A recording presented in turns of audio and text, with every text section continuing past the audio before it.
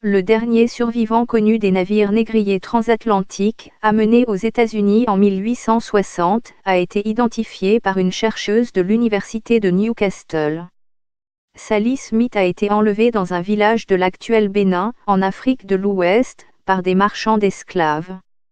Quand j'ai mis les pieds au Cameroun, j'ai versé des larmes de joie. Je ne veux pas être la seule noire professeure d'histoire du Royaume-Uni. Sally Smith est restée en Alabama pendant plus de 70 ans dans la plantation où elle servait comme esclave.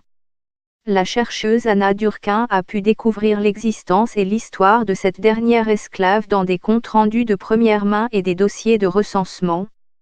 Le docteur Durkin, dont les recherches ont été publiées dans la revue Slavery and Abolition, dit qu'il semble presque choquant que son histoire soit si proche de notre époque.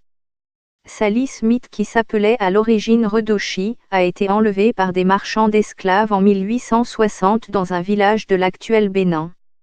Le docteur Durkin pense qu'elle avait 12 ans lorsqu'elle a été transportée sur l'un des derniers navires négriers à se rendre aux États-Unis, avec plus de 100 autres hommes, femmes et enfants.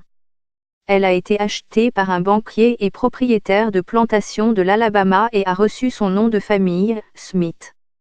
Bien que l'esclavage ait été aboli 5 ans après son arrivée aux États-Unis, Redoshi a continué à travailler dans le même domaine, vivant avec son mari, qui avait également été enlevé dans la même région d'Afrique de l'Ouest.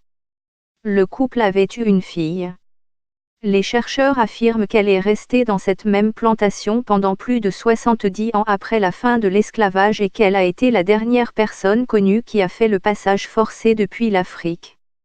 Monsieur Durkin dit que certains détails de l'histoire de Redoshi ont été enregistrés au XXe siècle, lorsque des historiens et des militants des droits civiques ont commencé à documenter les expériences de personnes amenées d'Afrique en esclavage. En rassemblant les morceaux de l'histoire et en les comparant avec le recensement et les documents publics, le docteur Durkin a découvert que Redoshi avait vécu à Selma, en Alabama, jusqu'à sa mort, à l'âge de 89 ou 90 ans environ.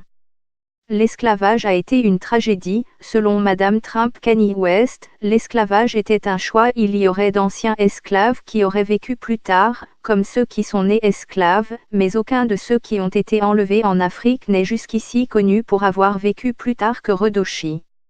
Redoshi a eu une enfance paisible avant d'être capturée par des membres d'une autre tribu locale et amenée à des marchands d'esclaves. Elle a subi le régime esclavagiste fait de coups de fouet et de meurtres, mais, d'après les recherches du docteur Durkin, elle a su faire preuve de résistance, en transmettant une partie de sa langue natale à sa fille et en conservant sa culture et son identité africaine.